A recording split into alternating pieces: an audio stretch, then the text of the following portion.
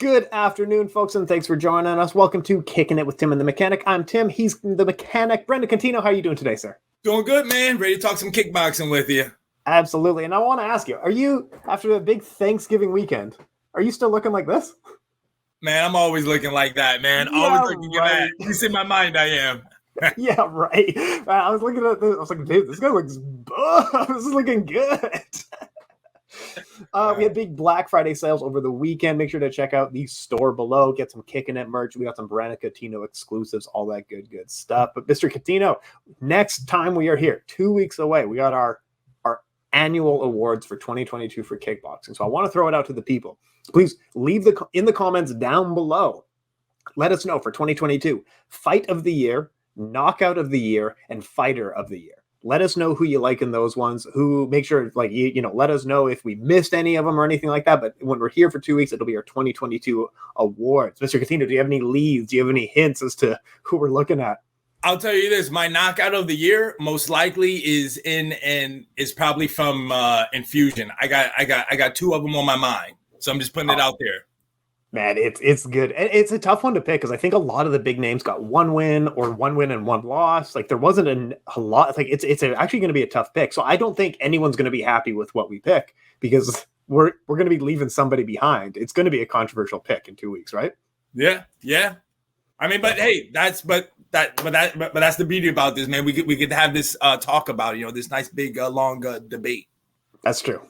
And okay, so we have a little bit of card shuffling. So the Shingiz Alazov versus Superbon fight, which we were oh my god, I was so excited for this one. It has been moved to January 13th, and that'll be one on Prime Video 6, I believe, and that'll be on January 13th. The January 13th, one on Prime Video 6 main event, which was previously Nongo versus Aliverdi Ramazanov, has been moved a week later to January 20th, and that'll be the one Lumpini 1 card. So that'll be a busy time for us. And then One Championship does have 2 events this weekend. They have one on Prime Video 5 on December 2nd if you're in the US, and then on December 3rd, it'll be 1164. Both of these are going to be in the Mall of Asia in Manila, Philippines, which is very exciting. Are you ready to jump in? Yes, I am, sir. Let's talk about it. Absolutely. So on the one on Prime Video 5, we have the Atomweight Muay Thai World Championship, which was 2 fighters who, this might be controversial, 2 fighters that one brought in to lose to Stamp Fairtex, and then they both beat Stamp Fairtex. And now the Atomweight Muay Thai champion, Alicia Helen Rodriguez, is back. She had a child and spent a few years away. Is going to be fighting the American interim champion, Janet Todd, who's also the kickboxing divisional champion. Who do you have in this one? Alicia Helen Rodriguez versus Janet Todd. What do you see in this matchup? And I got to go with Janet Todd. Representing USA over here, doing it big for women. So I mean, Janet Todd she's tough. She goes straight forward. Like I said, there's a Muay Thai fight. She does like to throw her elbows. The only thing I kind of worry about is though, like say, Janet Todd has been through some wars. So I mean, she does have that scar tissue. One good shot, she could be bleeding all over the place. So you never know. You could get a doctor stoppage with that, but I think Janet Todd will be able to pull out the victory, though. I completely co-sign with you. I think this is the thing is that we have very little Muay Thai knowledge on Alicia Helen Rodriguez. Essentially, we've seen her basically in one fight, and a lot of her fights are not viewable based on that one fight. And then I have a lot of tape on Janet Todd. Based on that, you got to pick Janet Todd. Yep. I think she's even in her losses, she's looked really good, or she's faced better competition. Even in her close fights, I think she's faced better competition. Like you got to think she's just coming off a war against Laura Fernandez. That's a tough fight right there. That's a really hard fight. And then on the other side, next year, hopefully she is fighting Anissa Mexen. But like, just put all these things together, and Alicia Helen Rodriguez really does need to rise to the occasion here to show how skilled she is, or that she deserves to be in the conversation. But yeah, I think this is a very strong pick for Janet Todd, right? Yeah, definitely. I think she will be able to unify the belts. Yeah, because then she'll be the Muay Thai champion, and then she'll be the regular kickboxing champion. Then hopefully, like you said, we get that Anissa Mexen match in 2023. I did ask her about like when are we doing this? Like, do you want what's the holdup here? And she almost seemed like she was the challenger to Anissa Mexen. She was like, yeah, I do want to fight her because she's one of the best in the world right now. Like, that's the fight we really want. Yeah. the fight. I wanted this fight. We've wanted that fight for years. We've talked about it before, but it is what it is. Also on the card is Amber Kitchen in a strawweight Muay Thai fight, the daughter of Julie Kitchen. Amber Kitchen will be fighting Jackie Bunton, a bit of a Muay Thai phenom, Filipina-American, just coming off a title fight loss. Previous to that, she looked quite good in her one championship run. This is a rematch, actually, because the two fought in amateurs in 2017 with Amber Kitchen was the winner. Now Jackie Bunton is on the revenge trail. She wants this fight, get revenge, and then she wants to fight Smila Sundell, get revenge there. It's a fun one, though. Amber Kitchen versus Jackie Bunton. What do you have in that one? Man, like you're right. This is a fun one. This definitely probably out of the fights, it's probably the one I'm most looking forward to because, like I said, I am a fan of Amber Kitchen's mom, Julie Kitchen, when she was fighting, and also too, I know Amber Kitchen is coming off a loss as well, so they're both coming off L's. So I mean, they're both hungry, for a win. Man, I don't know how to pick this one. I'm so torn because, like I said, Bhutan, representing USA as well. She actually trains with Janet Todd. Yes. So I mean, you want to root for her, but then, man, Amber Kitchen though, so good as well. She was kind of looking a little lost.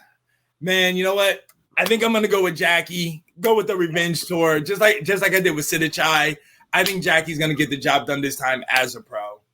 Yeah, I do co-sign with you. I think she's so much more technical, Muay Thai based fighter. She's been Muay Thai her entire life. She was never involved. She was never trying her hand at kickboxing and then switching back. She's always been a Muay Thai fighter. She also gets a lot of the very small things that I like to see, of breaking off the center line, the timing counters or combinations. There's a lot of skills that Jackie Bunton has that I think she's going to show in this fight. And I actually think she's going to later this year get revenge against Smila Sundell and actually become the champion. But that's just me.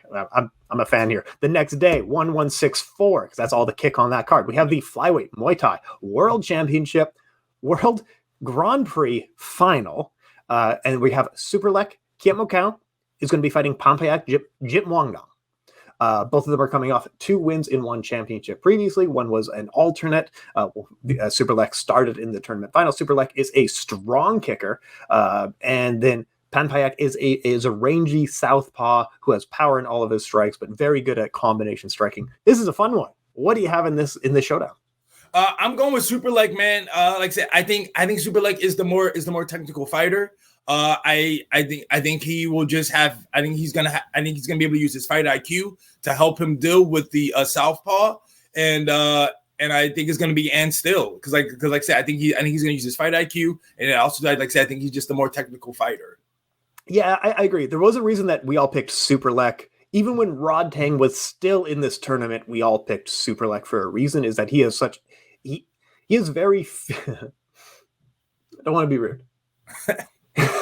He is the example of practiced one move 10,000 times. You know what I mean? He has a very small game, but he has skills of funneling his opponents to work within his game. So he has essentially a cross and a roundhouse, and all he does is throw those strikes essentially, but he's so good at them. He kicks his opponents in half. I would even pick Superlek probably against Rod Tang, and I'm definitely going to be picking Superlek against Pampayak. I think the winner of this fight Superlek has to be fighting it. Pampayak, I think they train together, Pampayak and Rod Tang, so I'm not sure if they would actually meet in the future. It would feel like an injustice if we never got that. However, Superlek probably wins, and then we'd fight Rod Tang next. But yeah, I'd be picking Superlek all the way through. I think he wins this fight. I think it's going to be a great highlight reel, but it's going to be a banger all the way through. Oh yeah, for sure. Like I said, I always enjoy watching Superlek. Like I said, I think he's real technical, and like I said, to me again, that goes with the what you were saying about him. To me, that goes with the fight IQ about saying he does 2 things real well. He gets his opponents to fight his fight. He sets up the traps, they fall for it, and then boom, he gets them where it is that he wants to be. Oh, absolutely. And I'm just trying to get Rod Tang's schedule because I think he's fighting at the One on Prime Video 6 card in a kickboxing match. I don't want to report this wrong. Hang on.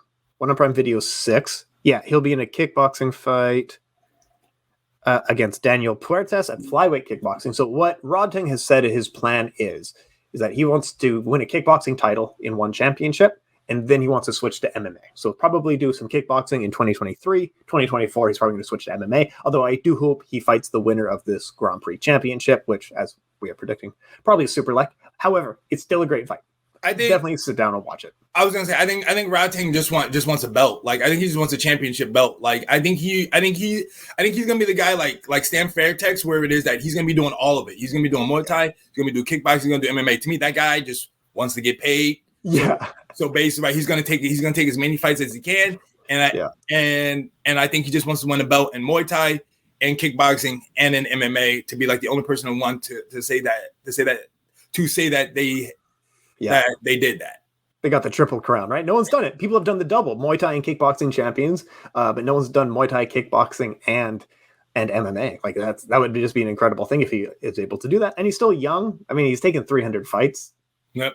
It's hard to gauge. Like I want to say he's 25 and therefore he has 10 more years in his physical prime, but he started at 8 years old. So I don't know. he might be on the other side right now. I don't really know. Also on at 1164 for kick fights, we have Tagir Kalalov. It will be fighting Shorfa and then flyweight Muay Thai fight. And we also have the atomweight Muay Thai with Lara Fernandez is back against Denko. And I'm so sorry about trying to pronounce names on air.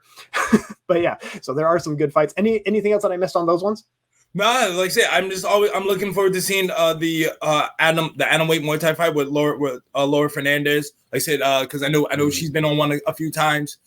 So I'm definitely see how it is that she keeps on growing in her fights. Pizza power. No, Lara Fernandez is one of the most decorated fighters. When she signed with One, she was one of the most decorated fighters coming outside of One. She had multiple different titles all around the world. I mean, her only loss is to Janet Todd. There's no shame in that, and it was a close and hard fight. But yes, I think Lara Fernandez is going to do quite well here. Now, are you ready for the big? Yeah, go ahead. I was gonna say speaking on One because I wanted to bring it up to you with the Superbon fight, right? I know some people were thinking that, man, maybe they should just make a interim title because Superbon to me appears just to keep them being hurt. They keep pushing the fight back. I don't know. I guess I wonder what are your thoughts on that? Should we just let Superbon just heal up and still let his opponent fight for the belt, or should he just wait? Well, here's the thing about an interim title. Shingiz Alazov won the featherweight Grand Prix earlier in 2022. That's pretty much the interim title there. And plus he has wins over Sidichai, like Samisana, who Shingiz Alazov would face like Typhoon? Murat Gregorian. Yeah, Murat's a good one. Murat's just coming off a loss to Superbon. It just it's like the thing is with Shingiz and Superbon is that combined they've beaten everybody in the top 10 basically. So there's very few people left for each one to fight. I don't know if Superbon says he's healthy enough to fight in January. I guess that's fine. But it's just in my mind for an interim title. We already got a guy who was a K-1. What is Shingiz Alazov? He's a K-1 and Kunlun world champion. He's also a Grand Prix 1 world champion. Superbon is the 1 featherweight world champion. I want less titles in one championship. I'm just so tired of trying to list off all their titles. If you're going to add an interim to this, I'm sick of it. But no, I just want them to fight already. I don't want I got it more. Because the thing was there, I guess, because this fight had already got postponed. It was supposed to be a week later. And then I know they're like, oh, hey, nope, never mind. It's going to be January now. And I just know, and I just remember I saw somebody had said like, oh, with Superbon always getting hurt, but why don't we just make an interim title? And I was thinking, I'm like, well, dude, it's just a month later. They don't seem to be hurting for fights because they seem to always have these fights. These fight cards stacked up. So I don't think it really hurts anybody. Yeah. And plus two, you got to think, well, like what does Chingy think? Does he want to fight somebody else, or does he want to just wait for Superbon anyway? It's a massive risk too. So if you're Shingiz Alazov and someone says, yes, you're fighting Superbon, you've won the tournament, congratulations. Do you want to fight Murat Gregorian in your free time? No, I don't. I don't want to do that. It's such a massive risk to fight someone that skilled. Even if they were just I don't know, do you want to fight Sidichai again? No, I don't. The thing is that division is so good. Even the odd one out in that circle is Typhoon Ozcan. That guy on a good day maybe beats all 3 of these guys because that division is stacked. It's so good. Yep. If you take some time off, you might lose your shot. Because of how good Murat, Typhoon, Superbon, and Shingiz Alazov are, right? And Sidichai's in there too. It's such a good division. Yeah, it is. Like you say, there's always somebody for them to fight. Now plus two, man. I mean, you would think that Petrosian would be coming back sometime soon. Yeah, since his loss, he's taken one fight in Petrosian Mania against some fella and beat him up. But yeah, I haven't heard anything about that, whether he's back or not. And usually one is really hinting on these things by like who they're posting on Instagram, and we haven't seen much from Petrosian. You would think, because again, like there's plenty of people for him to justify, because he just fought Superbon and that was it. But I'm sure Chingy would like to fight him. He'd get a Sidichai fight, Heck, man, he even fight my boy. David Curry over here? Just keep coming forward at him. Same plenty. Plenty of options for for him to fight. And heck, man, dude, he can even fight Typhoon as well. And that's the thing. There's so many good guys here. Let me just bring up their top 5. Bantamweight kickboxing. Featherweight kickboxing. Yeah, Shingiz, Alazov, Murat, Grigorian, Sidichai, Giorgio Petrosian, and Typhoon. And Superbon. That's the top right there. So good. That's absolutely ridiculous. It's so good, man. And then the same weight class in glory is Tijan Beztadi. This is such a good weight class overall. But no, I just feel like Shingiz Alazov, essentially, interim is meant for, like, I guess the champion is injured, so that makes sense. Yeah, but he is number one contender just based on the tournament win. The Grand Prix was the win. Yeah, I don't know. I feel like we've crowned him already. Like, he is the top contender at this point. I just want him to fight. I'm so excited for that. And I made a list. January. Oh, so pumped for it! It can't come soon enough. That's a good week. I made a list the other day for MMA Sucka of like the top 10 greatest kickboxers of all time, and I actually included Superbon at number 10. Am I off my rocker here? And like, let's say he beats Shingiz Alazov. Am I way off here? Nah, I like when I did see the list, because I did. So shout outs to you for it. Good work. And when I did see Superbon on, I was kind of like, oh, all right, Superbon on here, okay. But no, but it's like, well, he did fight Sidichai. He did fight Petrosian. Yeah. He did fight Murat. Murat, and beat him and everything like that. So I mean, he did fight some killers, and he did beat them all. So I mean, I can see it. I can see a top 10. Say especially for that weight class. For 70 kilos. Like, yeah, why not? I knew, like, most of the picks, especially if you look at top 10 greatest kickboxers of all time, are largely the same, or usually it's 10 guys in a different order, no matter where you go most of the time. I knew Superbon would be the only one that people really stick out. And then the one person who left a comment was like some guy who fought in PKA in the 70s. I've never even, man, I cover kickboxing. I don't know who that is. You're going to bring up some American PKA fighter? I didn't expect that to be the controversy that I missed out on him. You can't please everybody. I was That's how it is with rankings, man. That's how it is with rankings. I'll have a Dutch fighter. I'll have a Japanese fighter. I'll have a Thai fighter. So everyone's happy. No, it's never enough. Go ahead on K-1. I got a package. Give me 1 second. All right.